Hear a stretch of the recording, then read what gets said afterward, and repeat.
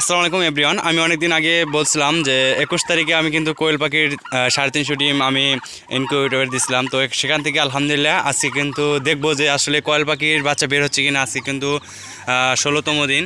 তো দেখা যাচ্ছে ইনশাল্লাহ আলহামদুলিল্লাহ একটি বাচ্চা কিন্তু বের হচ্ছে। তো অনেকেই ফাটল ধরছে।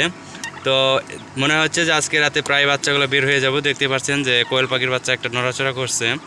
তো সবাই দোয়া করবেন যাতে ডিমগুলো ভালোভাবে ফুটে বেরোতে পারে। এবং যাদের কোয়েল পাখির বাচ্চা লাগবে অবশ্যই আমাদের সাথে যোগাযোগ করবেন। স্বপ্নের খামার, চরাজিপুর। আমরা কিন্তু যে কোনো জায়গায় আমরা ডেলিভারি দিয়ে থাকি। তো এগুলো কিন্তু ব্রাহ্মা মুরগির বাচ্চা আমি বুটিংয়ে রাখছি, আর হচ্ছে আমার টার্কির বাচ্চা, এগুলো হচ্ছে টার্কি প্যারেন্টস করব।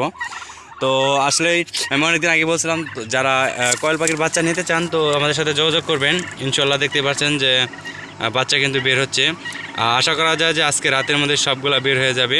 তো সবাইকে জানাই স্বপ্নের খামারের পক্ষ থেকে অভিনন্দন ও ভালোবাসা। ধন্যবাদ।